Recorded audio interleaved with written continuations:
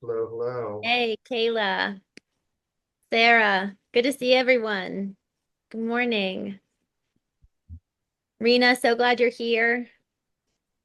Y'all, we've got a good turnout today. We had 150 plus registrants. It's really, really exciting how many people are actually wanting this kind of information that you all are offering. So very excited about today. Lindsay, Steve, good to see you all. David, Craig, thank you all so much for joining us. We're so happy to have you. We are going to allow for a few more attendees to trickle in. We had 150 registrants. We know that some folks for example, someone from New Zealand is going to be tuning into this recording. So we know that not everyone is going to be joining us live today, but we want to give another minute or two for folks to trickle in. So we'll just kind of do that fun little countdown. And Michael, tell us a fun little tidbit about you as we wait. What's something I- everyone should know about your childhood that's fun?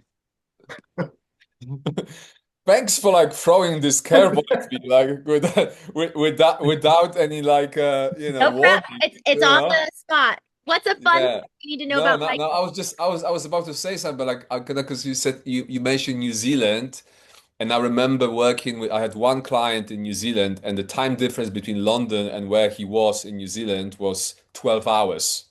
So you can Wow. imagine that scheduling the meetings was a real bitch because Yeah.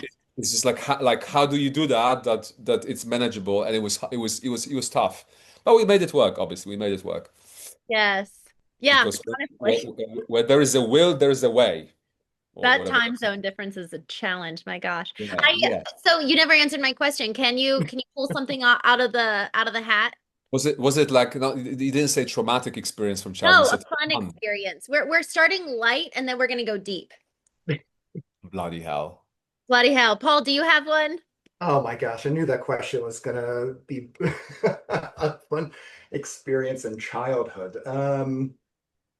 Oh gosh. Well, as you thinking, I can tell you like how my mother was telling me that she recently, well, a few years ago, bumped into my kindergarten, how do you call him, teacher? Hmm. And so my mother recognized her, and obviously kindergarten, like I'm 42 now, so that was a while ago. So my mother recognized her, and she said, "Oh, I remember you were my son's kindergarten teacher." Oh yeah, what's the name of your son? Oh, you don't remember here this him. This is like 35 years ago or something, right? No, no, what's his name? And my mother told her my name. She's like, "Yeah, of course I remember Michael." And I Oh. was like, "Really?" And this woman said, I have no recollection of it whatsoever, right? But this woman said to my mother, and I was 4 at the time, right? She said to my mother that I would never do anything unless I wanted, like nobody could make me do something unless I wanted to do it. I thought, hmm, You're like, something, that's right. some things never change. You know, That's she definitely got the right kid because to this day, so that's one. And two, she said that I was always, she said something like he was a leader of men, as in like he would decide what the kids are gonna be doing, and the kids would just like do it. And I have absolutely no recollection of it, right? Because I know I'm like that right now, like I tell people, but Right. like I didn't know that it started already at 4. That's so funny. Well, that's, leader of men. That's a good quality that that is good. your kindergarten teacher would remember. Y'all, let's go ahead and get started. I'm super We excited. might as well, right? Since we're here, we might as well Might as well deliver get started. We might some as well. valuable content. Y'all, I'm so excited. Adam, thank you so much for joining. Guys, this is going to be a wonderful, wonderful day together. We've got a couple of things in the queue before we get started, just some housekeeping things. I'm really excited to introduce both of these gentlemen, but before we do, let me go ahead and introduce myself. My name is Christine Marie. I am a business owner and executive, just like many of you, and so I am the moderator for today's webinar. And frankly, I'm representing all of us. So I'm going to be asking a series of questions, but please, please, please drop in the chat. We actually had some of you email in questions that were of interest to you that you'd like us to discuss. So I've got those on the list as well. But we do have time set aside at the end of this session for us to dive into questions that you have throughout. So we've got Brittany here in the chat. She introduced herself, Brittany Dixon. She is going to be the one kind of helping moderate in the chat, whereas I moderate in the live conversation. So we've got a great team on deck for you all today. Day. Today, we're talking about leveling up your leadership and insights about how to get to this place. Frankly, we've got both Michael and Paul who are beacons of what it looks like to live integrated. Both of them have businesses, and both of them are so well versed in just what it constitutes being a great leader to begin with. They've worked with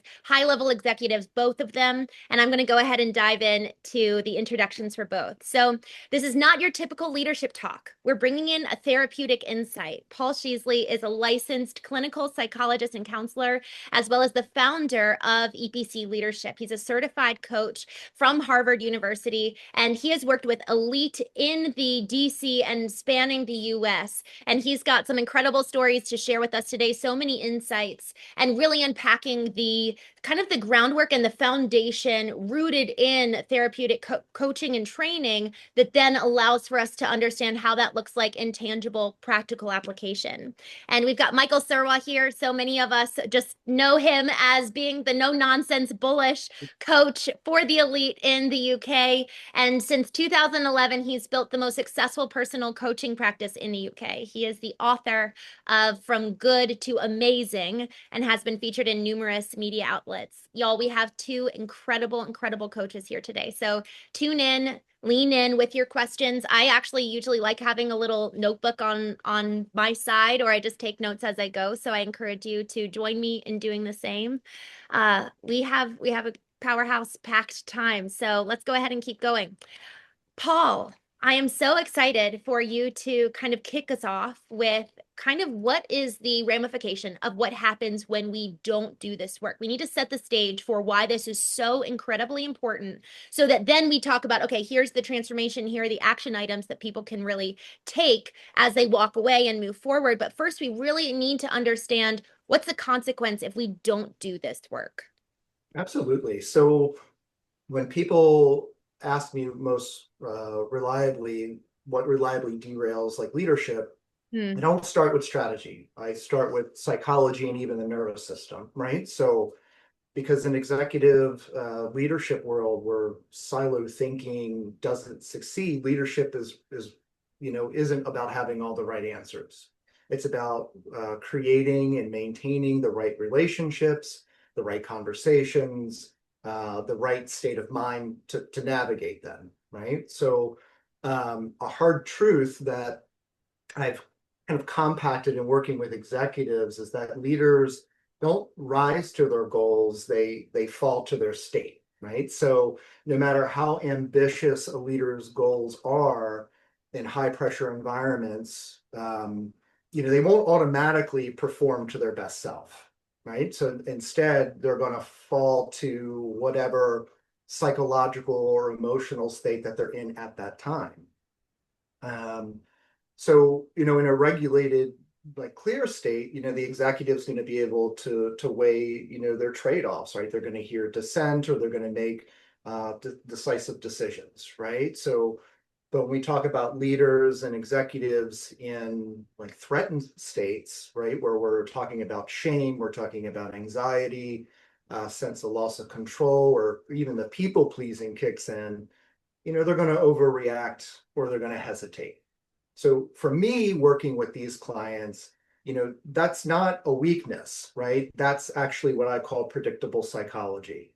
And if we can predict it, we can coach it, right? So most leaders I think that most leaders and executives think that success comes from skill and strategy and industry knowledge, and those are all qualifiers. They are very important, especially in succession planning or reorg or just hiring and promoting an executive. But I find that the deciding factor between a leader who moves an organization forward is one who essentially where they stall isn't what they know, it's actually the state that they're making decisions from. And so that's really leadership psychology. That's so good. Thank you. I love when you can predict it, you can coach it. Yes. That really stood out to me when you said that. That's so, so, so good. Michael, anything that you would add to that, when we talk about, okay, these are the things the state can actually be what's really getting in the way for people. Do you have anything to add to that in terms of how that, kind of talking about the internal state? How have you seen that play out in kind of the lateral, horizontal lens, the external world? What are some of the consequences there when we don't have that inner state, when we don't know what our predictable behaviors are so that then we can coach it? What's the fallout? So one quote that came to my mind while Paul was speaking was from my biggest mentor, Jim Rohn, who was saying how our level of success in life can never far exceed our level of personal development. So if we want to be successful at this level and our personal development is at this level, it's just not going to happen, right? And if it does happen, um, it's not going to be 160 success. You'll be successful financially, perhaps, but you won't be successful, generally speaking, because you haven't done the work on yourself, right? So I very much see that type of work that Paul was talking about as that foundation that you want to have from then which you build and add elements to it. And by doing so, you create, first and foremost, a happy individual. Because let's don't forget, before anyone is a leader, they're a human being first, right? So the way I look at it is like let's make the human being as happy, as optimized as possible first. And then once we have that, let's look at leadership skills. And then obviously when we combine that strong foundation on a human level, on a personal development level with the leadership skills, I think that the combination of those two elements makes a difference between your average leader and exceptional leader. I love it. That quote by Jim Rohn, Mhm. so powerful. And y'all, as both of these gentlemen were talking, I just wrote down for me, if you all want to take note of this, because I highly Yeah. recommend you take these prompts after and do some homework. Yeah. Question number 1, what are your predictable behaviors? And question number 2, what is your level of personal development? Because if both of those are going to be the things, until you know your predictable behaviors, then you can start to coach it. And Mhm. until you understand really, okay, this is the work I'm doing on personal development, then, Mhm. okay, then I can expect the same level of success. It is Yeah. hypocritical and Yeah. vain to assume that I'll have success that far Totally. exceeds. Completely Yeah. unrealistic. It's completely unrealistic, borderline delusional to think that we can achieve extreme height in Mm, life without doing that inner work Mhm. first. So I've been Yeah. doing it for almost 20 years, 19 years to be exact, of personal development for myself. Yeah. mm, And that's very much the foundation of all the success I've had in life across different areas of my life. So yeah. that came first, the personal development, Yep. and then everything else came later. Yeah. Mm. Michael, I actually want to continue on with you, and then I want to hand it over to Paul with a very specific question. But Michael, when we were having conversations before this webinar, you mentioned a phrase that I really, really love. And frankly, it's something that you really tout in your own, on your website and in your practice. You can have it all. So we've talked a little bit about kind of those pain points, what happens if you don't, but what happens when you do? What happens when you do the work? Can you talk a little bit about that? And then I want to hand it over to Paul with some kind of the next steps. Sure. So I had this I had this idea in my 20s. So I got into personal development at 23, right? On the back of reading The Secret. You know, The Secret, that was my entry point, entry thing to the world of personal development, the book The Secret. For those of you who don't know, it's about law of attraction, how we attract the things into our life by what we think about first and foremost, right? So that was the first thing that got me into it, and I haven't stopped learning since, right? But throughout my 20s, and mind you, I was broke for the first 30 years of my life. I spent 6 years working in fashion retail after coming to London at 22, after quitting school at 17, right? So I was broke, but I wasn't poor. because I knew that I'm gonna achieve great things in life. I knew I'm gonna build a great life for myself. And where I'm going this is like how the idea I have as to what great life means was having everything. Not in a greedy way. I'm not a greedy person, right? Or not in a traditional sense, greedy, right? But I said it was, and I still am greedy, quote unquote, greedy in a sense like, why would I need to settle for just being fulfilled professionally and having shit relationships, for example? Or why should I settle for having great relationships but not having a good fitness level if I could have it all, right? And sure enough, in my 20s, I didn't know many people, if anyone, who I felt had it all. So I was very much relying on external mentors, if you will. By external, I mean people like Jim Rohn, who I could interact with on YouTube, right? Or people I could find on the internet. And also in my 20s, I was watching, as part of my study of female psychology, I've watched every single episode of the Sex and the City series. Yes, I said it publicly, right? Yeah. And we know it was purely just for research. It's just research. 100%. Great research. I would as a straight man, I would never enjoy that show, obviously. Right? It had no entertaining value for me whatsoever, right? So it was pure research. I was suffering through every fucking episode. No, I really loved the show. But I remember there was this one time, and mind you, I'm in my mid-20s. Like, I'm clueless, right? At that point, right? But there's something that Carrie said, and I loved Carrie character. She was my favorite, right?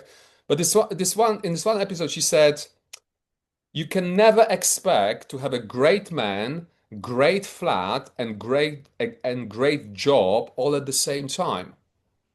And I remember thinking, this is bullshit, Carrie.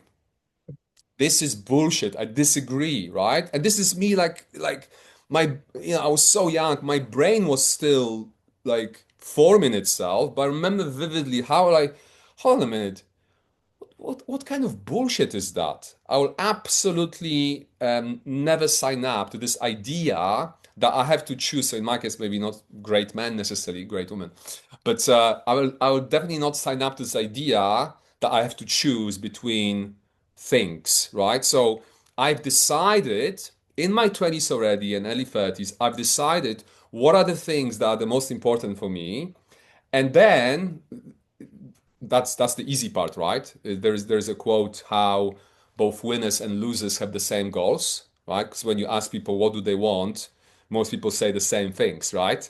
So it's like, oh, I want this. I want to have a great job, very fulfilling job that pays enough. I want to have fulfilling relationships, and I want to be fit. No shit, really? That is so original of you, right? So everybody wants the same, pretty much the same things, right? But where I'm going with this is like how, for me, it wasn't just the realization that I want everything, but also knowing and commitment, not just knowing, the commitment of being willing to do whatever it takes to actually create it. So not being one of those, I draw this distinction between a doer and a dreamer, right? And how only the doers get to build the life they want to build for themselves, whereas dreamers keep talking about this ideal life until the day they die, right? And they just keep talking about it, right? So yeah, I'm very, very passionate, in case you haven't picked up on it, on this idea that not only I could have back then, I could have built the kind of life that I find it to be 10 out of 10 life for myself, but I also am extremely like convinced that if I could do it, anyone could do it, right? Because unlike Paul, who went to Harvard, you know, I quit school at 17, right? I was born, I want to say, in a poor country, because Poland is not like poor, but like, if a high school dropout from Poland could do it, Right. Nobody's gonna tell me that they cannot, right? So the only difference between you actually being able to do that and not could be the bullshit story you tell yourself as to why you can't, because I don't know, because I'm a woman, because I'm short, because I'm black, because I'm from I'm not from a rich country. Like, yeah, of course, as long as you tell yourself a story, that story will be Right. manifesting itself as your reality, right? But Yeah. the idea is to change the story and tell yourself the right story. So let's lean into that. I love that point. And to that point of dreamer and doer, which one are you? And is the doing, which is the ideal here, is that Mhm. predicated in a strong sense of being in terms of the type of narratives we tell ourselves, who Yeah. we are, the who we are is of utmost importance to then translate into the external world. And so with that, Michael, I love everything you just said to the point of we can have it all. That this is bullshit, Carrie. I love Steve called that out. Sorry, come on, come on. The writers, I That's was your new like, quote. Yes. I think that it was the only thing in the whole series that I was like, huh? Who The fucking one, gives the a one, the shit? one failure, right? Sorry, Carrie, Yeah, but that's other than that, like I have nothing else to say that's about the perfect. show other than just Um, great. Y'all, we have to consider the fact that we're not human doers, we're human beings.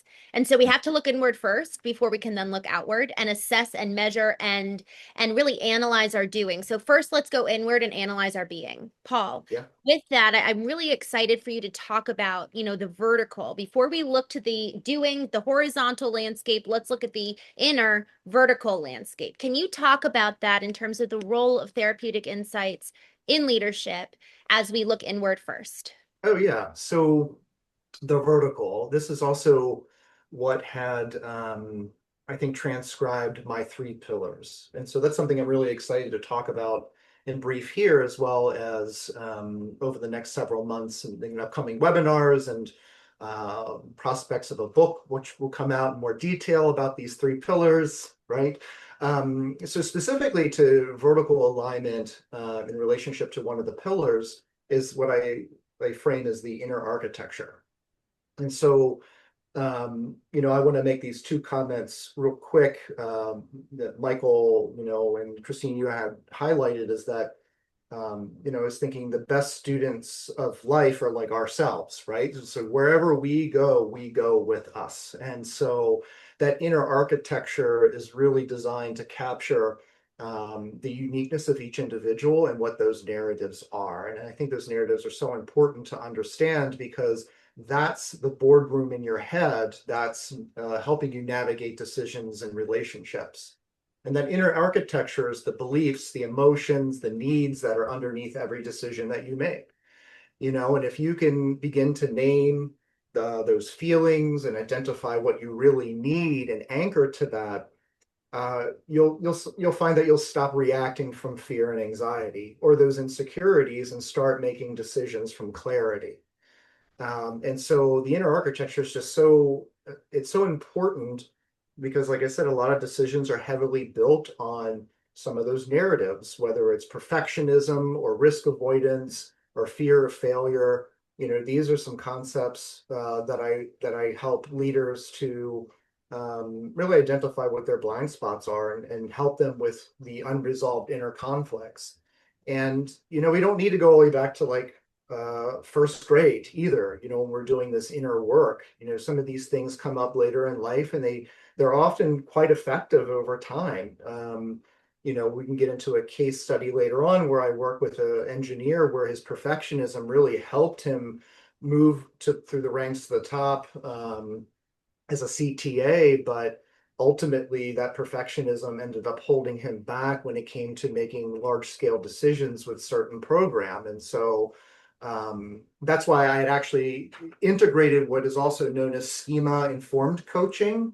This is where we begin to take a look at those vertical elements such as like failure or mistrust or approval seeking and how some of these end up representing our actions. So if we have like a failure schema, we may over prepare or avoid risk or even mistrust. Working with a CEO who had trouble delegating to the CFO because of how much they had contributed to the rise of the company. And they didn't trust anybody else to do the work other than the CEO. And really, he should have been doing the ambassador work for the company.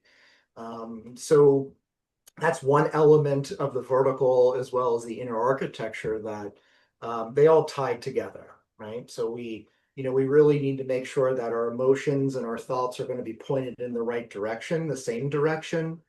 That your values, when we talk about organizational values versus your values, that they're coming together instead of clashing, and the strategies matching your mood. And so, these are some of the things that we need to bring into reality and that we need to assess, which I think most organizational coaches miss the mark significantly. Good. I love that. And Paul, you said, these are a few aspects of the vertical. You mentioned failure in that list. When you think about the vertical, is it effectively everything internal? Like, is that kind of a fair way to, when we're all kind of visualizing, okay, vertical is like everything within? Mm-hmm. Yeah, Okay. vertical is everything within. So again, it's coming back to what are my thoughts and beliefs, right? What's my feelings? What are my emotions as I'm walking into this meeting or the boardroom or interview? It's not we're getting away from performing in a meeting, and we're emphasizing how we view the meeting, because we can all perform well, I think, but we can't perform well over long periods of time. But if we can view these situations differently, then we'll show up more consistently in our thoughts, in our actions, as well as how people observe us. I love that. And we actually had a question come in advance, very much so in alignment with this. We have a few folks joining who are coaches themselves. And one particular person mentioned that they work a lot with women and encouraging them to step outside of their comfort zone and really kind of step into that change, changing fixed mindsets. And so I'd love to hear from you in regards to kind of first the whole concept of stepping out of the comfort zone, right? It's one thing to just talk about fixing mindsets, but then to actually put it in practice and actually take that step out of that fixed boundary that frankly we've just been existing in for many of us our entire lives. How would Mhm. you advise that person who's looking to coach another? Yeah, so often there's leadership blind spots. I mean, we all have a script, right? Because we all have a history. And a famous phrase that I'll often lay on folks is I'll say, you weren't born yesterday. And so the history is really important. And some coaches look at that as like, why am I getting into this person's history in a coaching situation in an org? And because it's very important. I mean, you're missing huge periods of time of scripts that can supply a great deal of information about maybe what the complaint or the challenge is. And that's why when I said in the beginning, I don't start with strategy, I start with psychology or even the nervous system, is because I'm looking for these contextual clues. And so, these blind spots are even biases that we live by, but they're so familiar, not necessarily comfortable, but predictable, even sometimes invisible, but maybe even obvious to other people.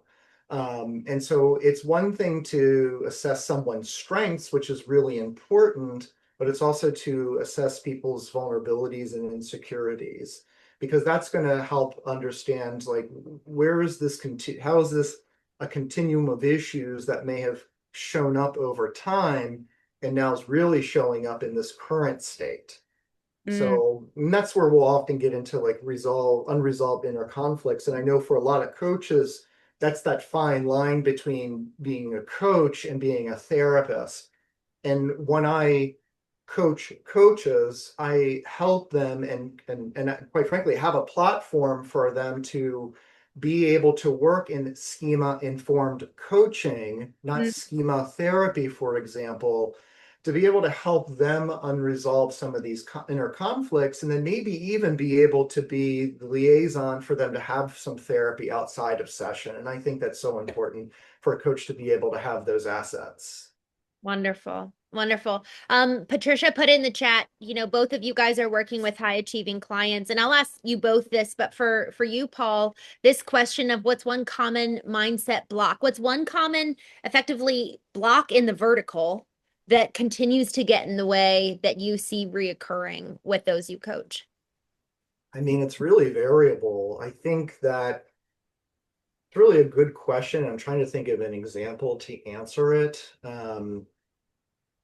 We all carry our own tensions, and it's not the goal to completely erase them, but for us to really just be conscious of them, because some of these things just aren't going to go away because they've been built up over decades, right?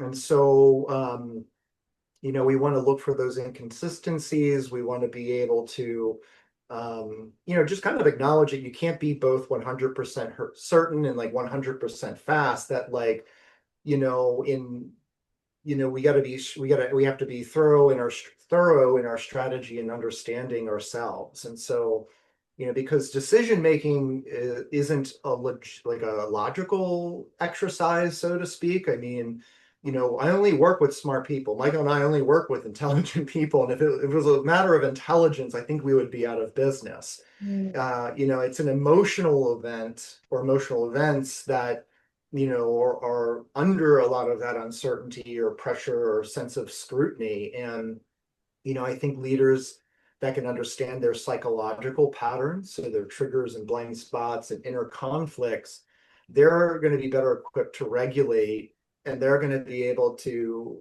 foresee how am I going to see myself in that boardroom as opposed to faking it till I make it, if you will, in the boardroom. And they'll be able to act consistency with clarity. So I hope that answers the question. I think it does. I love that. I love that perspective. And I'm curious, one last question for you. So we've heard that term just being stuck, right? Like I'm really stuck in terms of my ability to kind of move through this predictable behavior. How do Mhm. you advise folks to take that next step? We talk about you can Yeah, only change what you're aware of. David reiterated that in the comments, sure. something you said Yeah, earlier. But if we're really stuck, like we're aware of it, but we just can't get out of it, yeah, what would you? It kind of lends to that fixed mindset yeah, question earlier, but if we just are feeling, we ourselves are feeling really stuck, what would you advise for absolutely. us? Right. And I want to emphasize this too, that healing isn't about living in the past. And I know I bring up a lot of historical narratives and dialogues. It's about, repairing some of that mental and emotional patterning in the present, right? That keeps producing maybe some of the same friction or missteps. And so what things that people can begin to do, right, again, is starting to recognize that I am stuck, right? Maybe they pick up on that they're avoiding certain difficult conversations, or they've gotten coached by their leadership team that they're like being over controlling of their team, or maybe they're feeling the sense of burnout and they're just like, I can't put the work down, right? Especially with burnout. It's like I'm operating in a fear and anxious state because my job's on the line. I have to keep performing. Some of these states are really hard to just get out of. It's sometimes being in the same boat with them, so to speak, and just saying, hey, I'm here, I am observing, and I'm coaching you and I'm helping you, and you're understanding the burnout, and we're trying to figure out these little ways of getting out of that house fire, if you will. So that's something that I do with clients, is that I have to take my time with them sometimes because they're in a state where they just can't simply get out because I show up, right? Mm. Or I bestow some words of wisdom. It's being there with them and helping them to really understand maybe how they got there, what's keeping them there, and looking for opportunities to move forward. Mm. I love that in terms of looking for opportunities to move forward. So it's the recognizing, identifying how you got there, Hmm. what is the actual way in which I need to change, and then intentionally plotting out, Hmm. okay, here is an opportunity for me to Yeah, rechange and apply a new activation. Like let's go ahead and yeah, activate the work that we've been doing internal, which frankly yeah, seamlessly leads to you, Michael, in terms of talking about the horizontal change. We're talking about doing the inner work and then crafting those moments in the external world. We can do so much work alone, and it's only ever tested and proved in relationship, whether that's romantic, personal, professional, or otherwise. And so I'd love to talk with you about kind of stepping into the horizontal and really driving real results through behavioral accountability, behavioral change. What have you seen in terms of yourself that you kind of take people through that really helps them translate the internal to the external? So first of all, the way I see life in general. It's like how the life we experience on the outside is a reflection of the internal life of ours, if you will, right? Like how the external is the reflection of the internal, right? So if I want to have a great life, externally speaking, quote unquote, externally speaking, I have to Paul's point and to the whole, the importance of the vertical work or the deep work. If that's the case, then if I want to be happy externally, if you will, I need to start by working on myself and having that foundation back to what I was saying before, right?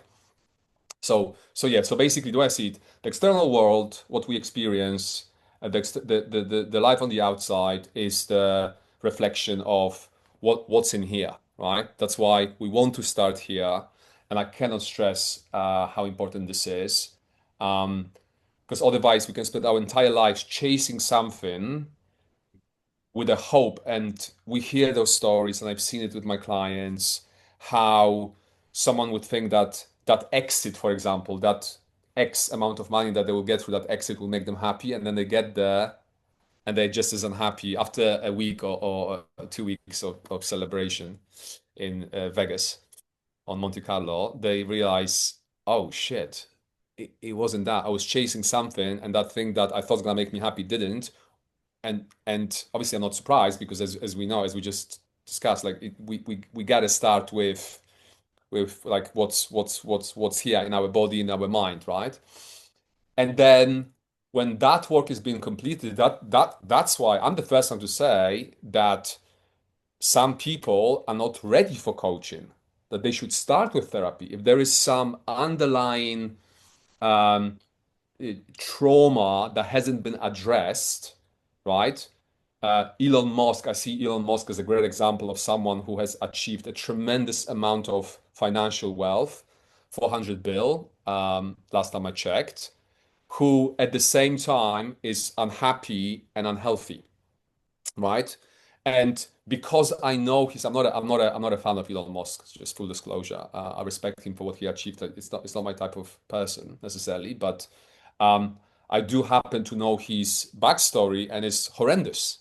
And even though I don't particularly like him, I wouldn't wish my worst enemy, not that I have many enemies, I wouldn't wish my worst enemy the kind of childhood and upbringing that Elon Musk had. And many people has experienced what he's experienced or worse, but many people have done what he hasn't done, which is work with a therapist, right?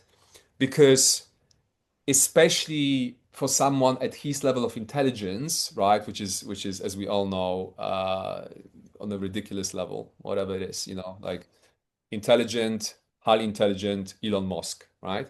So especially like given the access, the access that he has, intellectual access, he could do such amazing work with a therapist if he only committed to it. Now, I don't know for a fact, because I don't know him personally, that he hasn't done it, but based on what I see, my educated guess is that he hasn't done it, right? And if he has committed 1% of the time and energy he has committed to building his business empire, he would be almost just as rich, if not richer, but he would also be happy and this is back to what I was saying before. What's the point of having $400 billion if you are unhappy and unhealthy? What's the fucking point? Wouldn't you rather have $40,000 or even $40, right? But be happy and healthy, Right. right?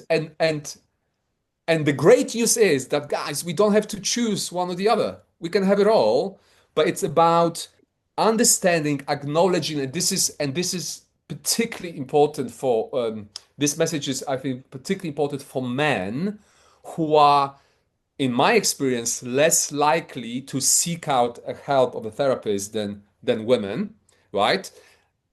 And I don't think it's coincidental that there are 3 male suicides for every female suicide here in the UK, right? Because I know women, right? Partially based on watching all the episodes of Sex and the City, as we established.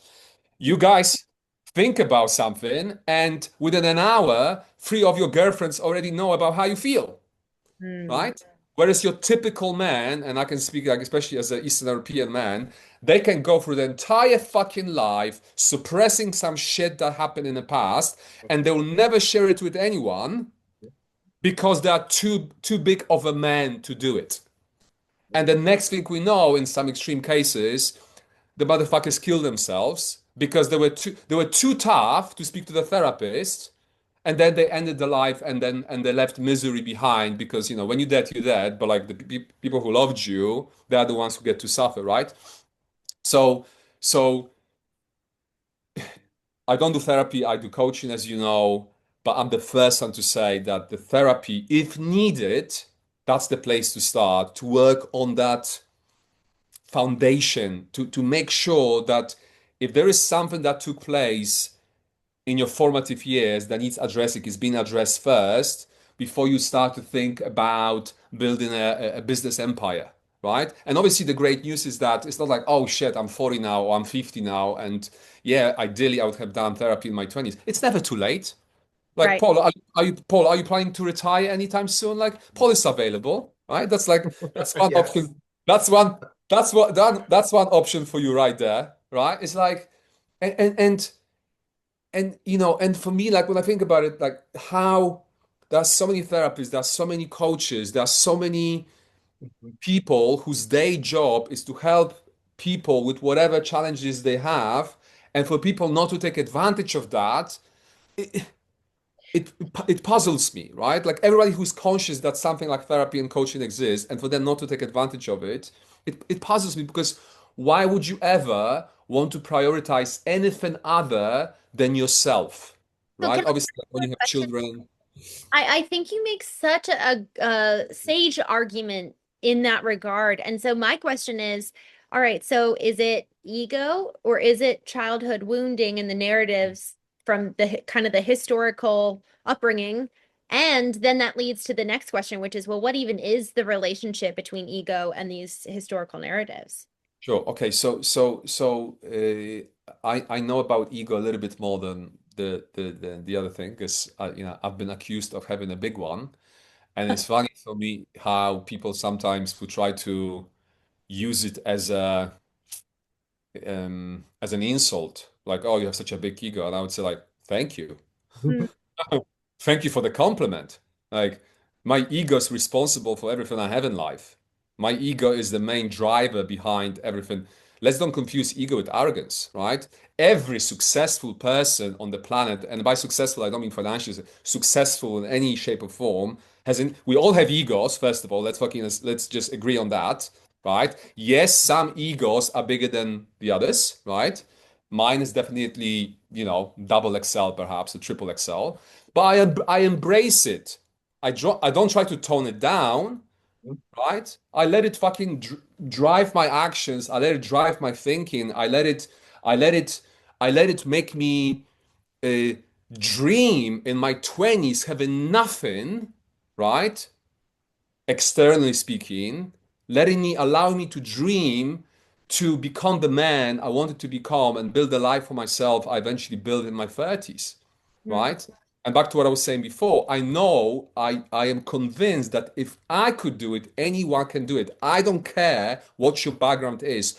I don't care how much trauma have you experienced in the past, right? Like if you check out Elon Musk's story, if you chat GPT it's not great. But then we have someone like Oprah, whose childhood story is even worse than Elon Musk's. So Hmm. you might be sitting there thinking like, oh yeah, but like it's easy for you to say because you are X, or it's easy for you to say because you are Y. But like, this is what happened to me when I was 5 or 10. I was like, listen, any fucking story you can tell me, I'm gonna give you 5 examples of people who have the same story or worse, who have done extremely well in life. But more often than not, what they've done, they had enough self-awareness, they were clever enough or sneaky enough to be like, you know what?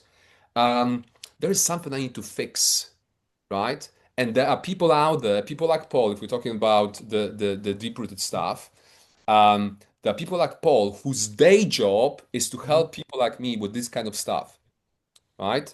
And then once we have this strong foundation, once and and we both know that, Paul, that sometimes people work with a therapist. In your case, they have two in one, right? But Mhm. sometimes my clients work with me as the coach and they work with a therapist at the same time. I'm like, fucking high five. Like, Yep. fucking, you are like, I thought that you were smart. Now I think you are extra smart because you just you're like, oh, should I have a coach or a therapist? Like, oh, I recognize that there is a need for both. I could use both, so Mhm. I'm gonna have both, Mhm. right? And this is a therapist that I use for that sort of thing, and I use you, Michael, for this Yeah. sort of thing. And between the two, I cover all the angles, right? So Yes.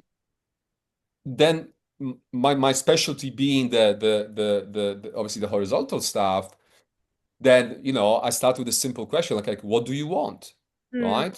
And and sometimes, Paul, I'm sure you've experienced that as well. Sometimes, like when we ask that simple question that we'd expect, okay, I'm asking a simple, direct question, I'm gonna get a simple and honest answer. Sometimes the first thing that people say is not what they actually want.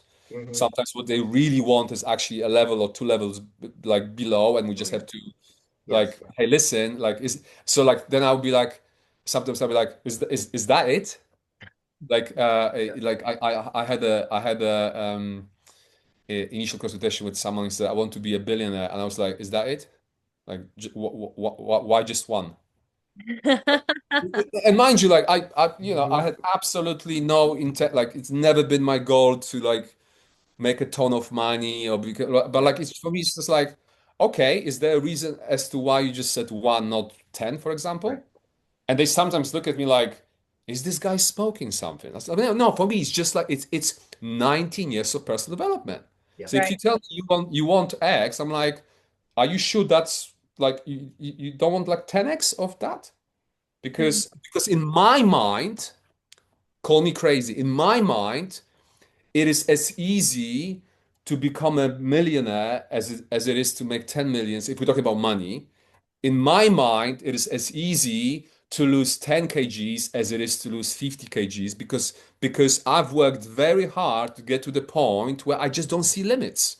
Yeah. mm, And and and when I work with my clients, the big part of the work that we do together or one of the characteristics of my approach is like how I want to transfer my way of looking at the world as far as like how there are no limits. Like I want to sell my clients on this idea that you can have everything you want as long as you're willing to do whatever it takes. It's like it's not gonna happen overnight. I don't believe in overnight success. I don't believe in like, I enjoy The Secret, but like, yeah, if you're just gonna sit there and visualize that future that you want, that's not gonna be enough. Like they forgot to add a chapter about, yeah, okay, visualize it, create a vision board if you want, but don't forget to work your fucking ass off do it. with the things. They forgot about that. I think it was just like a printing mistake. I think they forgot to include that part, right? And I think too many people read that book and they went, "This sounds wonderful. All I gotta do is to It's imagine." visualize. Is to just imagine having this perfect partner. No, I'm not gonna sign up for dating apps. I don't do dating apps. I'm not gonna go out. I don't like to go out. All I'm gonna do, I'm just gonna sit and visualize. And I'll say to people, listen, unless your fucking Amazon delivery guy is your type, uh, Right. you Yeah. might be out of luck. You might want to become a little bit more proactive, right? And so you were talking earlier about being versus doing, and Yeah. yeah, let's start with the being, Yeah. but then let's don't forget that, yeah, because Yes. because when you think about it, we can through therapy, through coaching, Sure. we can get ourselves to a place where we are like ready on the being level, but then if we don't add that additional layer called doing on top of Yeah. it, then we're Do. gonna be Right. um, content human beings Mhm. perhaps, Yep. but if we're talking about creating an amazing life for ourselves, Yeah. let's don't forget that it's being is the foundation the way I see it, and the doing is what, Yeah. Well, and right? there's a big difference between contentment and For complacency. sure.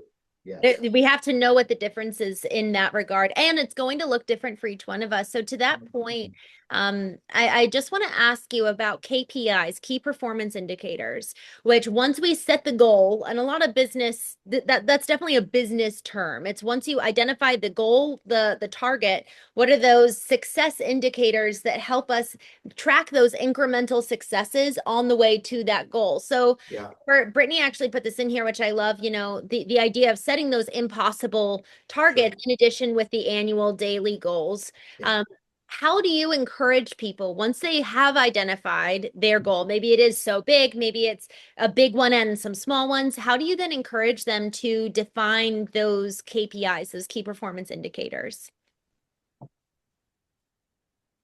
And that's for you, Michael. Oh, that's for me. Yes. Right. Okay. All right. Um, so, um, so like I said, the main question I like to ask is like, okay, what do you want? Like Right. what do you really want, right? And then we starting with that, and then we reverse engineer. Okay, um, I have a US based client right now actually who found me after I thought that was pretty smart.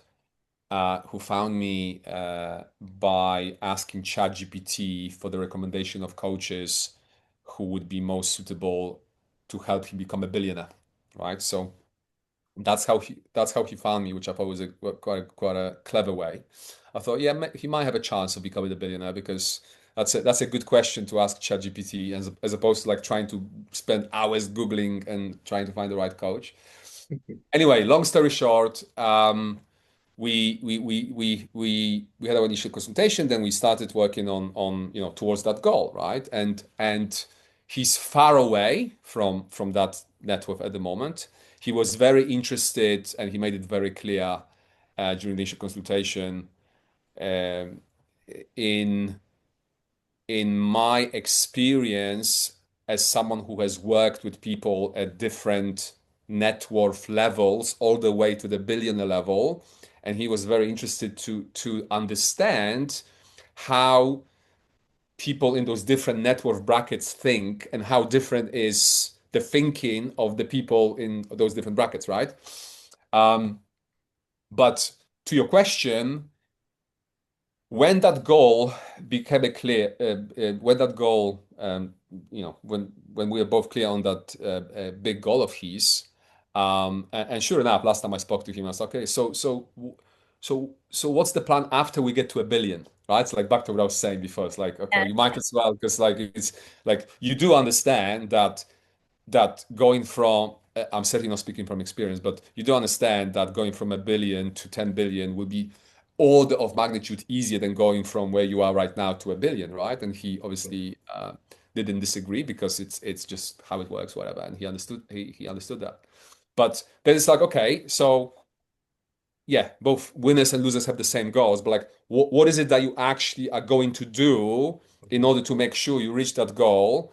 And we started by like, okay, so like having the goal is one thing, but then it's when do you want to reach that goal by? Like, what's the deadline, right? Because like if you say to yourself, like, oh, I want to become happier, Mhm. okay, but like by what like how you gonna measure it and by when? Because it's like let's it's like I'm big on like okay, let's be as precise as possible. So like what's the precise goal?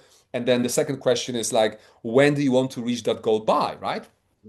So then we had this conversation, and then we started to reverse engineer what he needs to do on a daily basis, on a weekly basis, on a monthly basis, on the annual basis.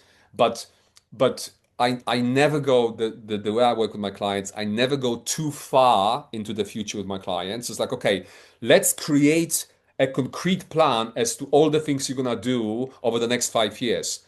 How the fuck we should know, or could know rather, um, what we should be doing 12 months from now without knowing how the things we're going to do in the next 12 months will play out, right? Right.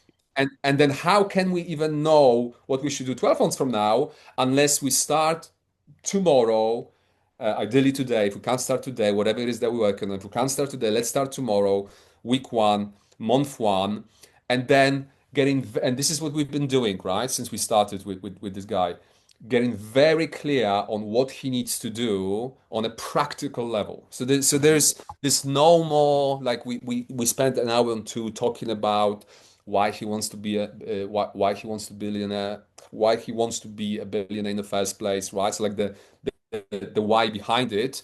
There's a quote. The stronger the why, the easier the how. So it's important to really understand why we want what we want, because the stronger the why, the easier the how, the easier the process of doing the things that are required to reach that goal will be, right? When the why is weak, then the first hurdle you're going to encounter, you're going to go, that's a bit unfortunate. That's a bit unpleasant, right? But if your why is really fucking strong, that's why you want to take the time to really understand your why. When that why is really strong, then the how becomes much easier. And then one of the great things about coaching is that, and this is something that you mentioned, Paul. I can't remember how you put it, but you were talking about, like, being in someone's corner, working alongside Mhm. someone. It's no longer you and your goal. It's you, your goal, and someone in your fucking corner, someone who's gonna be there. And don't think for a second, anyone listening, don't think for a second that you get to a certain point in life, whether it's a certain point in terms of age, certain point in terms of personal development, or certainly certain point, not certain point in terms of net worth, where you're like, you know what, my net worth is 1 bill. Uh, I don't need anyone in my corner. Like, I got this, right? You would never see a top athlete you would never see a top athlete, Olympic athlete, saying, "Well, I've won 5 gold medals. Surely I don't need a coach anymore." Right? Like it's unheard of in sports, right?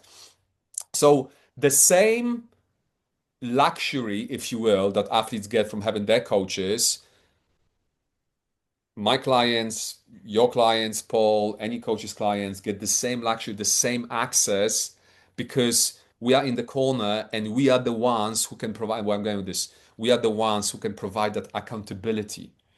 And as someone who considers themselves, who identifies themselves as very self-disciplined, I know that if I didn't have a writing coach back in the day, I would never write that fucking book that I wrote, right? And it's a small book, right? But if I did, I'm self-disciplined, right? And I know I can write. But if I didn't have a writing coach, that thing would never come out, right? It's 7 years ago, I thought, what else I don't have that I could have? Oh, six pack. Yeah, okay, fuck it, let's do it. If I didn't have a personal trainer on my fucking ass for those 4 months, there's no way I would get to the six-pack level. I wouldn't, right? A coach that I had to report daily as to how many calories I've consumed, right? And I'm a self-disciplined person, right? So even if you are what I'm trying to say, even if you are self-disciplined, you will still benefit from external accountability. I don't care who you are, right? But especially if you are someone who has a tendency to procrastinate, well, I procrastinate too, but especially if you are someone who has a big tendency to procrastinate or tendency to procrastinate a lot, that's when you're think, okay, especially if there's a history of you trying to accomplish something for a year, 2 years, 5 years. If you have failed at that, don't see yourself as a failure. Just reconsider and think, okay, I've tried by myself. I tried this approach of trying to accomplish X, Y, or Z by myself, and that has led me to this outcome. If I'm not happy with this outcome, what could I do differently? Right. And it doesn't make you a failure. Just like I didn't think, oh my God, I'm such a loser. I need a personal trainer to help me reach this crazy goal. Completely unnecessary, by the way. I don't have a six pack anymore because I was like, okay, yeah, I don't really need it, but like I can tick that box, right? Like I have pictures. I can prove it to you all, right? But I was like, oh, I'm such a failure. Like I'm a man. I should be able. I shouldn't need like guys. Like let's make our lives as easy as possible. Let's use all the resources available, right? Let's not limit ourselves to books and podcasts and YouTube, right? Uh, Mhm. like coaches have coaches, right? Like why would coaches have coaches? Like because we get it. We get it's like it's only as far as we can go by ourselves. Like there's this African proverb that I have on my website. It goes like this: if you want to go fast, go alone. If you want to go far, go together. Yeah. Right? So yes, like oh yeah, it's gonna be quicker if I try to do it by myself. Like yeah, it might be quicker, but how far will you get? Right? So anyway, come back to your original question. Yes, this is what I want. Number one. Number two, this is why I want it. Okay. Number three, when do I want it by? And then, okay, that's all wonderful, but that's still something that dreamers do as well. The Right. dreamers also know what they want. They also often know when they want it by, and they also know why they want it sometimes, right? But one of the key differences between dreamers and doers, like, okay, now the big question is, okay, because this is the easy stuff. The what I want, why I want it, and where do I want it by? This is all fucking easy. Like not maybe not a child, but like a young teenager can do it, right? Right. The real challenge comes when it comes to the actual application, the day-to-day stuff, the boring, repetitive, the doing of the reps, Mm. right? And yes, of course we want, and it's like, but no, Michael, it's not about working hard. This is like a old school model. Like it's all about working smart. It's like it's both, motherfucker. It's not one or the other. It's working smart at working hard. I have never met a successful person in my life, in any field, in any capacity, who hasn't worked super hard to get there. If they might exist, I just never met one.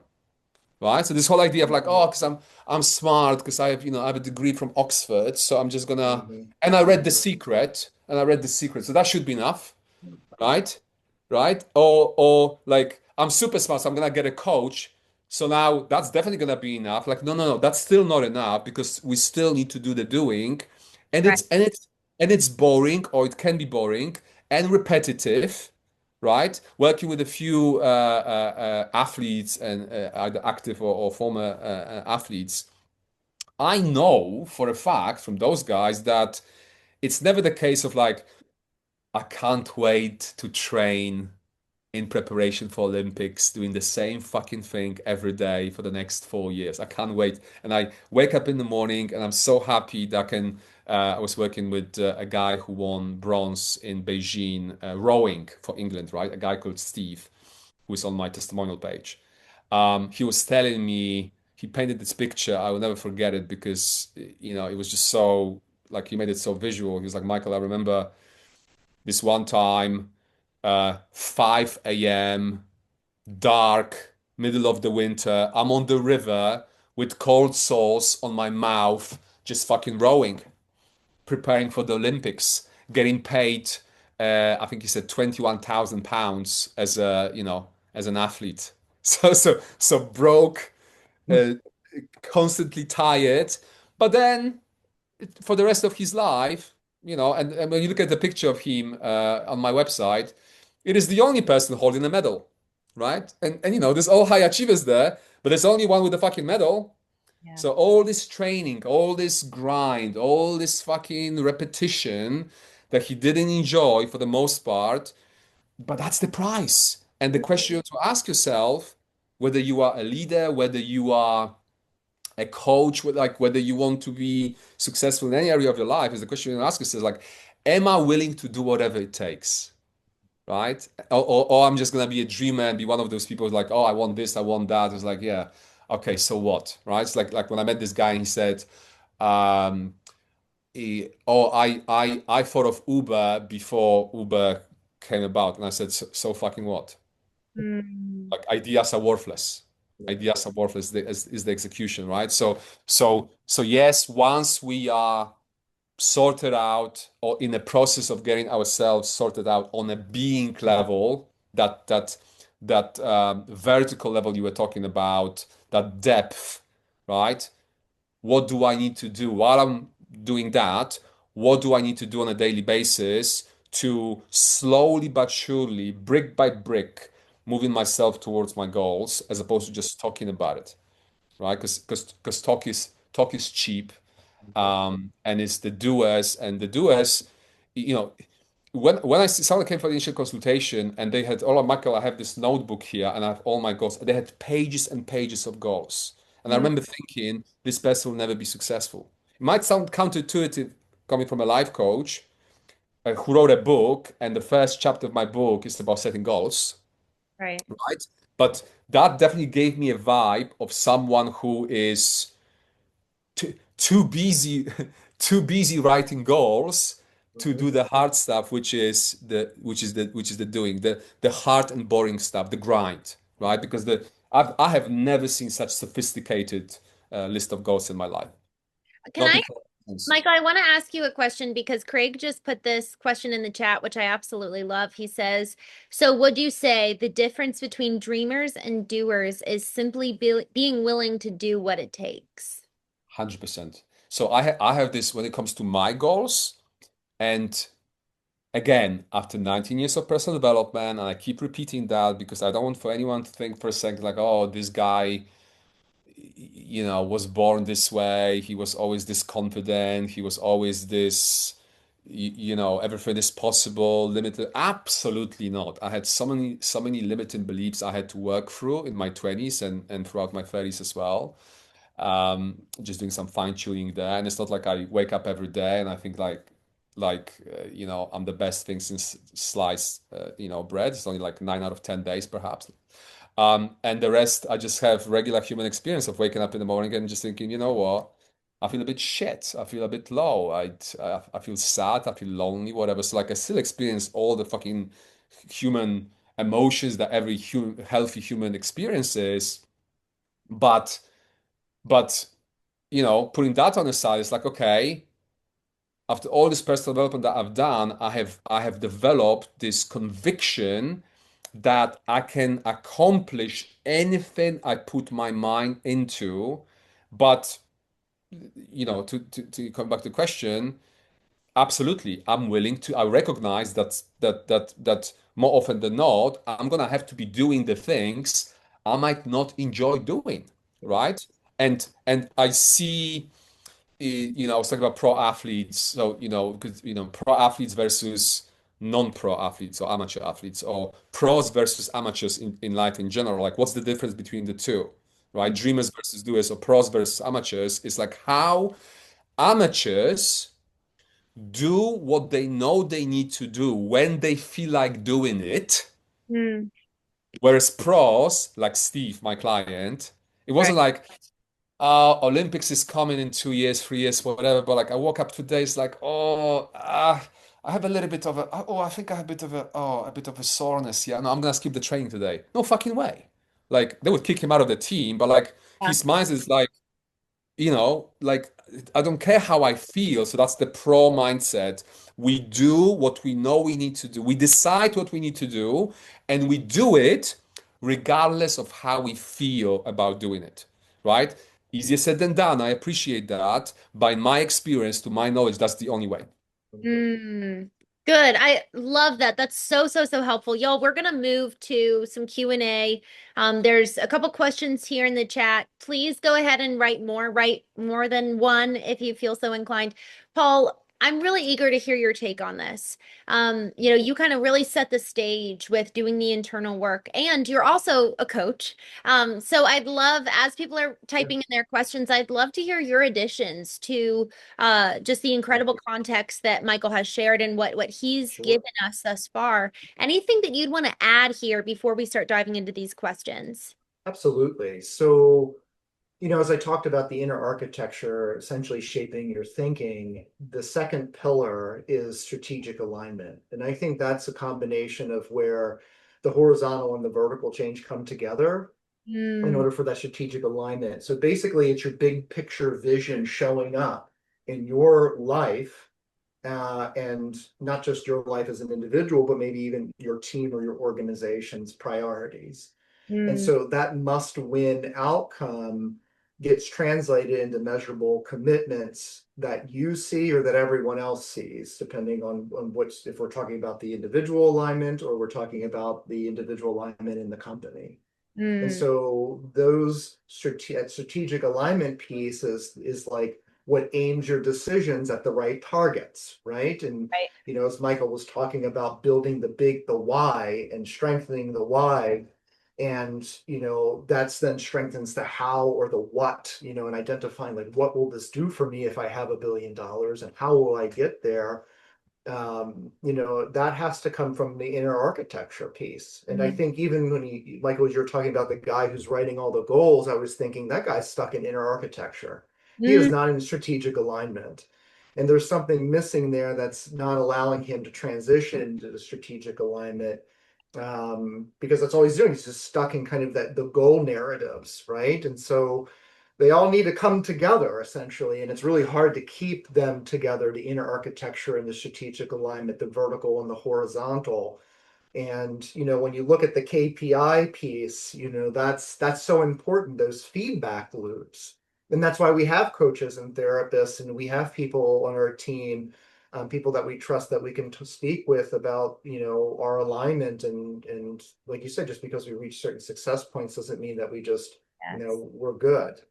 Right. And there's a piece about self-awareness I think is important to talk about, because when you have self-awareness that also is in line with the inner architecture, you have a process, and they have to come together, right? So the self-awareness piece of like being able to catch yourself in the moment and recognizing sometimes isn't very clear. Like Michael might have to say to the guy who has all those goals, like, that's all you have, that's all you got.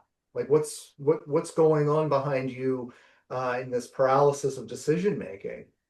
But it's also about recognizing your own decisions. I'm about to make this decision from stress or a place of non-clarity, and that's not always easy to see, especially when like stress or fear of failure, it can disguise itself, and its design is actually to protect us, but in its protection mode, it's actually inhibiting us from actually even being productive. And so the process, I think, is so important too, because that means that you just don't know you're triggered or you're stuck, but you actually have a reliable way to do something about it. And we don't always know what to do about it. Sometimes we know we're suffering and yet we're paralyzed in that state. Yes. But the process is something unique that we establish with our clients. It's like the ability to just even pause or to reset, or just to have a way of like internal regulating before you actually make a decision or commit. Because again, the truth is that when we talk about intellect, decisions aren't always coming from the intellectual side, because some of these brilliant ideas that we have, and the big picture thinking is there, but there are emotional things going on underneath that's either creating too much pressure or uncertainty. And so whether you realize it or not, your emotional tone is really the momentum that's going to, like, I think, break into your decision making ability, and as well as like what others see. So it's not that people need to feel. So this even goes far back in, Michael, what you were saying about men and emotions and therapy and stuff. And I tell people, I'm like, it's not about feeling less. I'm not here to change how you feel or to change who you are, essentially. But because we feel everything, like you said, Michael, I wake up every morning and I have all these feelings, healthy feelings like everybody has. So it's just that they're able to take the weight of the responsibilities and the urgencies or the deadlines and the frustrations and the failures, and when things go awry, they're able to have a process on how to deal and regulate those emotions faster and have a comfortable way of dealing with them. They've understood their values, and they're able to then reconnect horizontally, whether it's with themselves or their stakeholders or whatever, and then they're making more informed decisions internally, and they're open to external information as well, like feedback. I'm so grateful for the addition of that second pillar, strategic alignment, to bolster the inner architecture. And it just comes so perfectly on the heels of what Michael was sharing, Paul. Can you Yeah. talk a little bit about, as you were sharing, it just was so, just this illuminated so clearly for me, what is needed to propel the transition into strategic alignment from inner architecture? What are like the practical steps people can take? So, I mean, again, practical steps. Well, gosh, I wish it was that simple, I think, because it's funny because when I work with clients, I say, this is a tailored thing, right? Everybody's different. And, understanding their inner architecture means that, we're looking at a process that's unique for them, but we're also identifying the inner architecture, but we're also defining the strategic alignment and like, what is their target, right? And it's not always clear.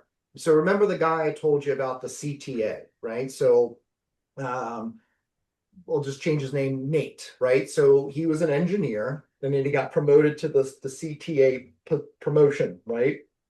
And it was brought on, and so he was there to like assess and develop. I was brought on to assess and develop his leadership and helping him with his transition, because now he had a team, whereas before he was like the engineer, right? And so he was going to oversee this, what they call a SaaS program, like SaaS, where basically it's like a cloud service, and they do other stuff and they sell it to companies and we take their information and all Right. that stuff, right? So, um, you know, we had a product, it was working on a product, and he delayed the launch twice.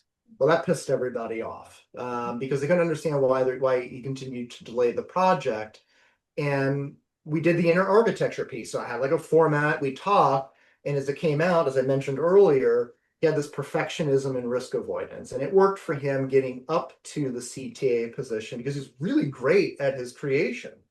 And Mm. so in his mind, the mistakes were permanent failures. He did not want to fail and really, I guess, get fired from the position. So this was dictating a lot of his strategic alignment choices, which were now misaligned.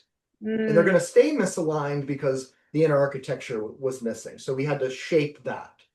Once we were able to do that, his leadership, the intention behind his leadership and decision making shifted. Mm. So rather than launching this thing flawlessly, we're just going to launch it with feedback and just see what happens. And we're going to set up these measures to assess how things are going as we launch it, which makes sense, but not to someone who's afraid of failure, right? And Yeah. so what was he able to do? So one of the other goals was strategizing like a market presence with the product within that quarter or whatever, rather than having just like a full completion. That's because that's not that was then raining on his perfectionism. And Mm. so this reframe was able to help him with how he aimed his decisions at like the real targets versus the inner targets, which did not align with the company. Uh, And so, he was able to adapt to that. He was able to talk to his team about it. They had like adaptive meetings. This is the KPI piece. And it was really cool because the assessments that were given out as far as like rater just like rater feedback or whatever, there was like a 40% increase in the perception of the team in his ability to make decisions because he became much better at making choices because that inner piece was there. wow. Paul, what a beautiful example. A couple of things that really drives the point home to. One, how much the way we show up at work is predicated on how we view ourselves and the limiting beliefs that we don't know that we have. So that's just such a beautiful depiction of why this work is so incredibly important. The fear of failure and the perfectionist, I think all of us, apart from doing the work, have a semblance of that, or we lean into complacency where it's like, well, who even gives a rip? It's really hard. Yeah, Apathy is one of the lowest levels that we can operate at. It's almost yeah. a lack of operating. Mhm. So the ability to really align the operate out of alignment with the inner architecture work being done allows for us to operate on the horizontal planes. And then it does, to what Michael said earlier, it elevates the success levels because we're elevating our personal development levels. Yeah. So my last question for you, Michael, and then we'll jump into the Q&A. I'm sorry, my last question for you, Paul. What's that third pillar? So after making the inner architecture piece, right, and then we're in alignment with in the strategic alignment, then we have the adaptive, right? So the adaptive is so important because you can't just stop. We have to figure out mechanisms that you can adapt to an ever-changing environment, right? The other piece to this is how you get not only how you're adapting to the changing environment, but also how are you getting people to move essentially with you, right? So especially when we talk about like a company's perspective, we have teams, right? We don't, again, going back to the very beginning, we don't operate in silo. That's not successful. And so, being able to motivate the team, staying centered, communicating, connecting. So connecting has to do with relationships. And then so it all turns back into inner architecture for me, at least in that regard, because if you can't connect to people, then it's really hard to be an adaptive leader. And then we get into all different types of leadership psychology stuff, but this is why I wanted to simplify it a bit in the adaptive leadership pillar, is because we want to be able to act authentically and in alignment, right? We also obviously want precision because let's face it, a lot of the folks that I work with, they want to make good choices and be represented by that. So it's like, here's where we are and here's what's changed and here's what I need to be able to continue on in this way. Right. Perfect. I love it. Thank you so much. Those three pillars are so concise and clear. And with that, I want to springboard off of this into the Q&A. Michael, I want to start with question number one and have this directed to you. And just for everyone who's joining us, we do have a stop here in 8 minutes, but if we continue on, feel free to stay on with us. Otherwise, we will be wrapping up in about 8 minutes or so, just pending how many more questions you all have and how deep we go into these 3 questions that have been posed. The first question to you, Michael, what's a piece of leadership advice you wish more people would ignore that you would tell them otherwise? So what's kind of the populist opinions that other leaders are talking about that you're like, no, stop?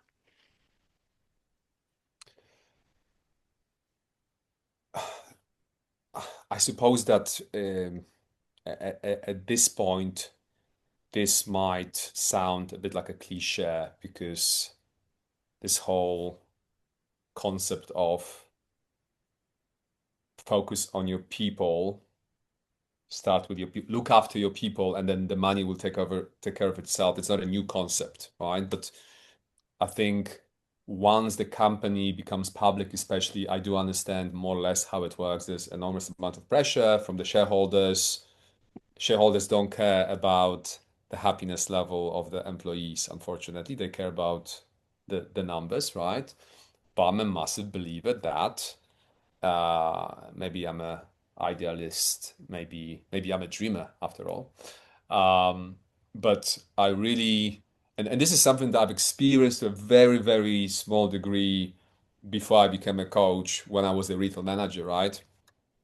What I basically did, I had absolutely no interest in retail. I had absolutely no interest in fashion or like, the average person's interest in fashion at best, right? But what I had enormous interest in from a very young age was people. So basically what I did, I looked after my team, and guess what? They looked after everything else. Like I hardly do any actual work, but but I remember thinking, like in my 20s, I remember thinking those other retail managers working so hard, like actually like physically working so hard. I didn't think, oh, they are the best ones. For me, the best ones were the ones that work in the least, that would look after the team, and the team would do most of the doing. So they were the strategists, they were the masterminds. They were not doing the work that they were getting paid too much for, if that makes sense, right? They would delegate. They would be good at delegating things, but when I think about just to add one more thing, one layer to that, when I think about the difference between an average leader or shit leader and a great leader is someone who knows when it's time to be friendly with the people, with the troops, and when to be firm. It's not one or the other, right? So too many leaders are just firm, right? Like because if you're neither friendly or firm, like you're never gonna get very far as a leader. But obviously we know that one can get quite far just by being firm. And for me that's bullshit because for me the human element is so important. I absolutely don't see a scenario if I was to run a regular company and if I had a team of 50 that I would put the profit over the well-being of my people because I'm just such a people person, right? But I'm a strong believer that one doesn't have to pick the sides, that one has to create an extremely profitable company or organization. One can make a ton of money if that's your goal, and obviously if you are a leader and you are hired to make a lot of money for whoever owns the company, obviously that's your job. But absolutely, and I know that because I know the type of leaders I get to work with. I know how successful they are, how well respected they are by their their superiors, if they have superiors, if it's not their own company, by their shareholders, if it's a public company. And at the same time, because I know those people, I know how good they are as human beings, and I know how well they treat people around them, from the cleaner, PA, all the way to the C-suite executives. So nobody's gonna tell me like, oh, you can't expect to make a lot of money and be human with you. Like what? This is like that thing, like that line from fucking Sex and the City. It's like what? What are you talking about? Like this, it's such a nonsense. Like of course you can. It's harder. It's fucking harder and one has to have a skill set, right? So one has to, and it's harder to implement. I appreciate that, right? But it's definitely possible, and nobody's gonna convince me otherwise, right? So, so yeah, I definitely believe that that there is a way to have a cake and eat it too, and there are companies out there, we know that, it's just not many of them. There are companies out there that are extremely profitable. There are leaders out there who are extremely effective when it comes to making money, but at the same time, they have a massive respect and sometimes even love from the people they work with, right? That it's not a zero-sum game. We can have both. Good. I love that. Thank you. Paul, this one's directed to you. Paul, you often talk with clarity being key to leadership. What's your process for helping leaders get clear when they're feeling stuck? And what's one small practical habit you'd recommend to a leader who wants to strengthen their emotional intelligence? Sure. So I think one statement that I often will reflect with clients is being able to just slow down, Mm, because the mind races, the heart pumps, the gut clenches, and we become quite reactive. And so we'll do some internal like reset skills, where we begin to identify when you're being hijacked essentially. So if we were to talk about regulating one's emotions, so just paying attention, listening to your body, jaw tightening, racing thoughts, shallow breathing, just feeling maybe nauseous, just being able to breathe. There's lots of breathing exercises one can take. And you got the box breathing, for example, slow exhales, even just beginning to name the emotion is important. This is frustration. This isn't a strategy. I'm feeling anxious. Because what happens when, depending on how we're feeling, we're going to potentially be in a fight, flight, or freeze response. And when you look at the neuroscience behind that, our amygdala is overactivating. And our prefrontal cortex essentially is our decision-making center of the brain where we have critical thinking and taking in information, might be misfiring. Mm. And so being able to pull oneself back and kind of put that back online, that prefrontal cortex, is really important. And that's when you can start asking questions. Questions, I think, are really good in getting oneself out of that emotional spin. So saying things like, what has triggered me? Like, what is the meaning behind this? Like, what could be another alternative to what I'm thinking? All while you're still probably feeling, because unfortunately, when your body releases adrenaline, you can't just take it out. It's like taking too much caffeine and being like, oh, I changed my mind. No, it's gotta wear itself off, but we don't want to pump more into it, obviously. So slowing down is really important. Mm. And then, through practice and consistency, there's usually some aligned action that works for clients. And so we try to make that really the go-to, if you will. And again, that's really just individualized. And so, when you can regulate quickly, that's not just like, I don't know, like a soft skill, if you will. I mean, that's really, giving you, I think, an edge on other people. Being able to regulate and to get back into the game of decision making and being clearer and having a different perspective. I think that allows your presence to be first. I think there's a feedback loop there for your own sense of confidence and presence, as well as just, I think, other people will notice it. So, I go back to my pull string kind of statement that it's not about feeling less, it's about being able to feel really fully and still lead really effectively. So I think that's actually it's a real fix. And the good part about it is that it's 100% trainable. Love it. And it's such practical, something everybody can implement now, today, when we Yes. stop this Oh call. yeah. Next time Yeah. we start feeling that awkward discomfort in our stomach, Yeah. having that tool. Thank you. I want to direct to the chat for a moment, and then we'll come back to the Q&A poll. Sarah says, Michael, you make a point in podcasts and other interviews that you are straight talking, swear, and will also speak to people, particularly CEOs, in a way they're not used to. Did this type of tough love approach ever slow your progress as a coach, do you think? Or do you think your coaching style is what has made you as successful as you are now? As we know, not everyone wants a coach that is straight talking. Sure. So it's definitely never been a case of me sitting there thinking, how could I make myself stand out, right? Because everybody who knows me um, knows that I'm exactly, and a few of my clients have mentioned that in the video testimonials they have left for me on my website. I'm exactly the same as a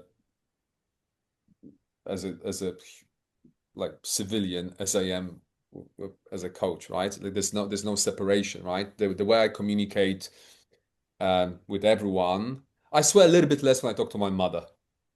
Also because the Polish swear words don't sound as cool as the American ones, So like that doesn't have the same. So like, and it's my mother, and it's. But like I still swear a little bit with her.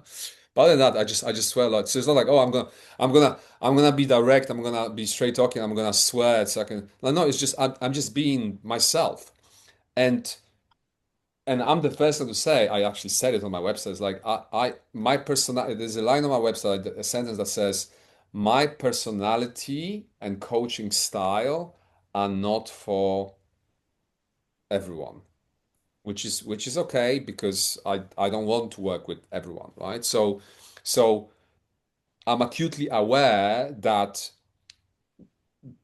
directness, the swearing, and all of that will be repulsive. I'm going to use a strong word, repulsive to some people, but that's okay. They're not my people, right? And because I made sure that my website is as true of a representation of who I am as a man, as a coach.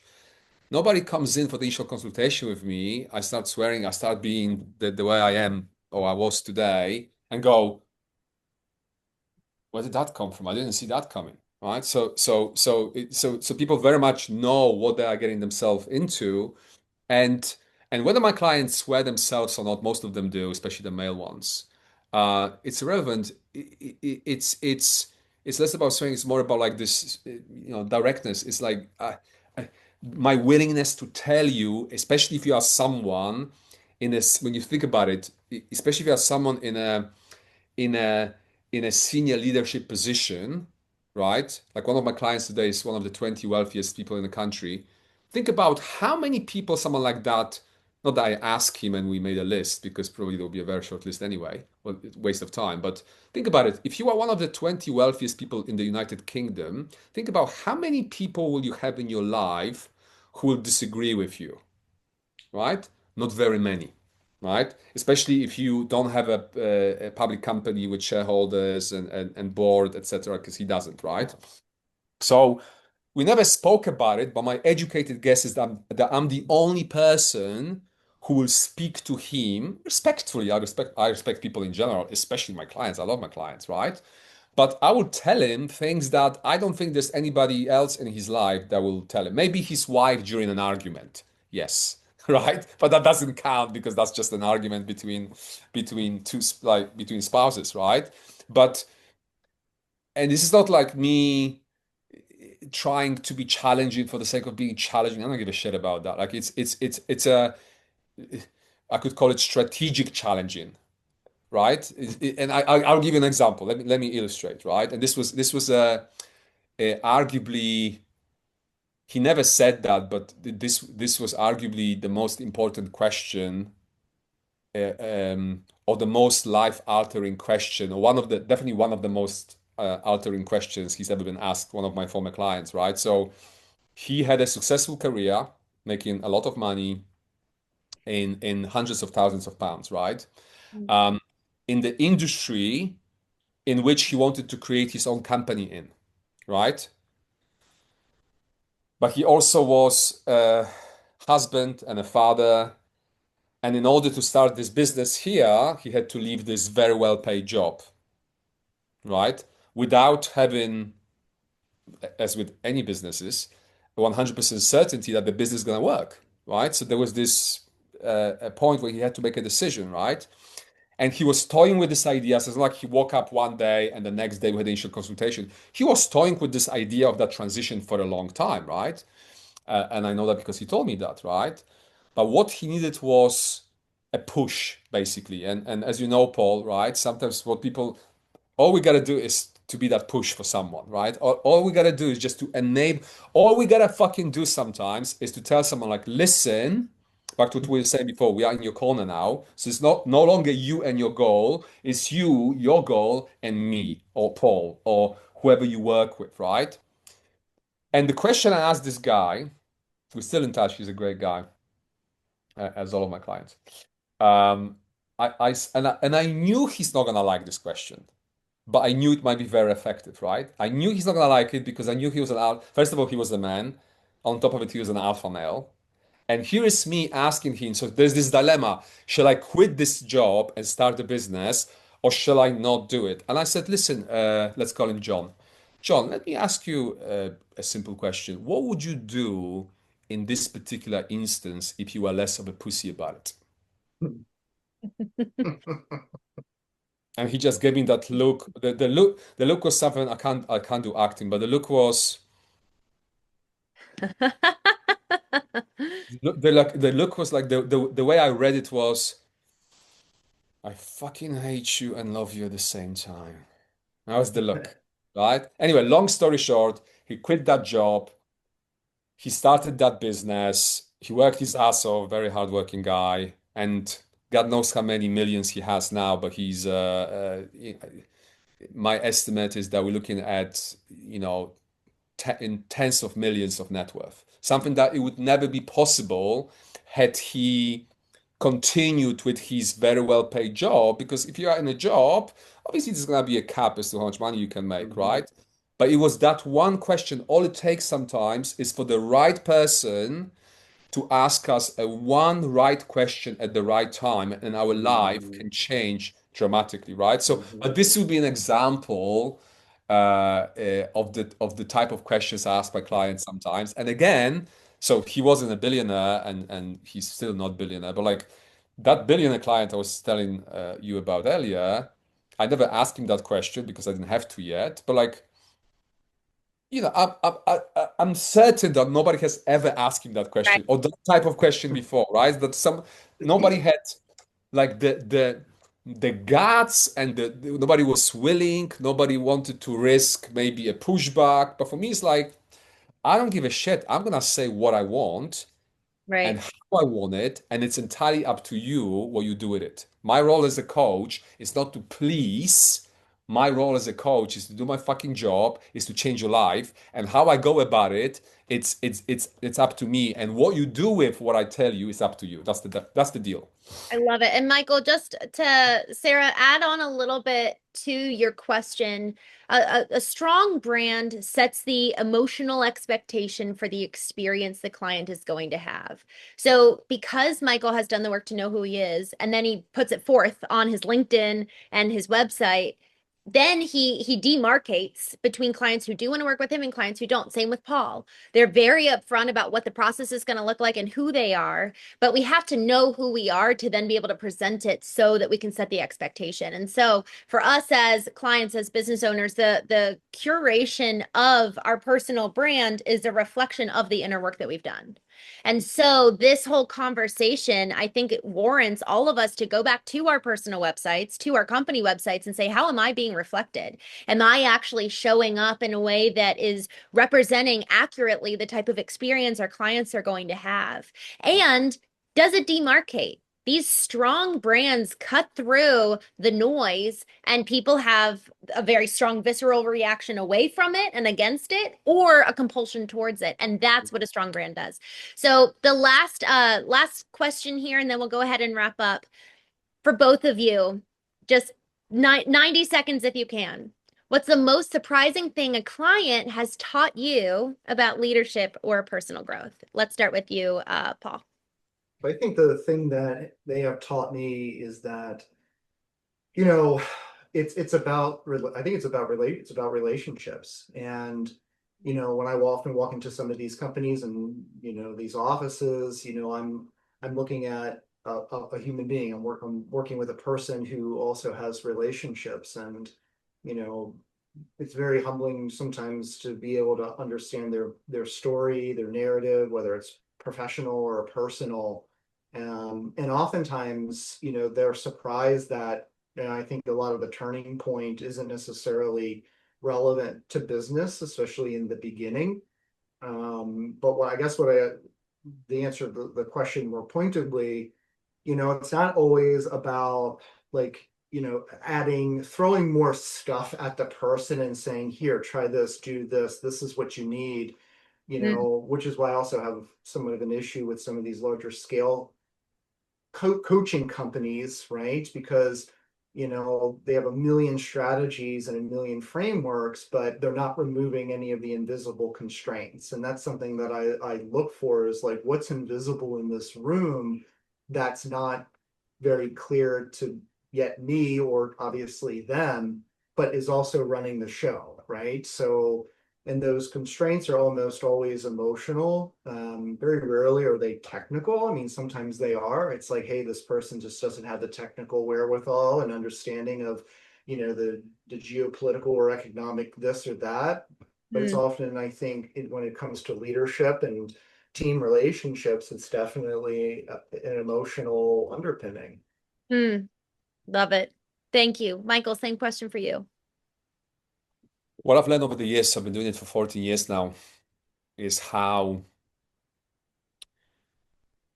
and when you consider that I'm based in London, which we know how multicultural New York is, right? But then I read somewhere that London has even more, there's even more dialects of different languages being used in London than in New York, right? So I always thought, oh, New York would be more like, let's say it's comparable, right? So like it's being in London and meeting, so up to this point, I had over 2,000 initial consultations, right? And around 30% of those people became clients, right?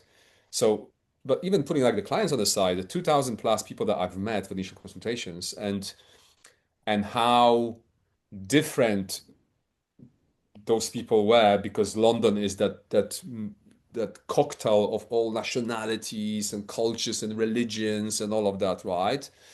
And then, given that my initial consultations are on the longer side, they can go on for hours easily.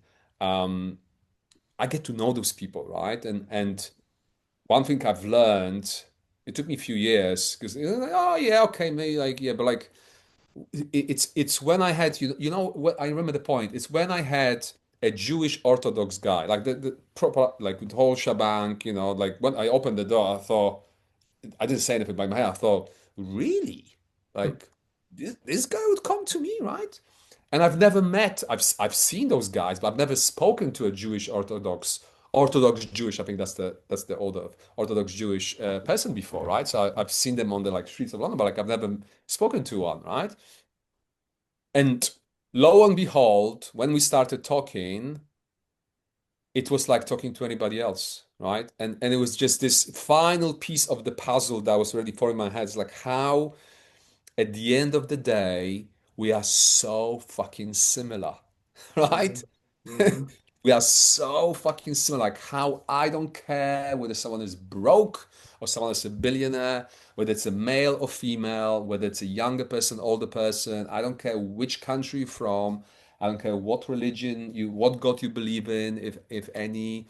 I don't care what your sexual orientation is. At the end of the day, we are so fucking similar, right? The human mind is just like, yeah, the body, like the packaging varies, right? But at the end of the day, when you sit someone down and when you have an honest heart-to-heart conversation, you realize after, doing it for, like I've realized that at the end of the day, we all have very similar desires and very similar fears. Mm. Yeah, I love that. We're all very much so. I was thinking about this as I was posting about this event right before we started. DC, London, and then to your point, so many multicultural Mhm. individuals and communities and networks all being represented in these two melting pots. And what a blessing that is. There's so much similarity and crossover into what we experience because we're all the human beings, even though our doing may look very different. Exactly. Exactly. Y'all, I am so grateful for you joining us today. We actually have a link here that we're going to drop in the chat. If you guys want to stay in touch about future events hosted by Michael and Paul, please let us know. There are still a few questions that we have to address, and we might reschedule another webinar. Who knows? Another type of masterclass event where we dive really deep. And so there's a lot more in terms of beneath the layers upon layers upon layers of what they shared that we could dig into. So fill out the form if you would. Let's stay in touch. And Michael, Paul, thank you. Thank you for your time. We're That's so great. grateful and better for you. All Had Thanks. plenty of fun. Yes. All the best to everyone. right. Have a Thank you. wonderful Friday, everyone, and a great weekend.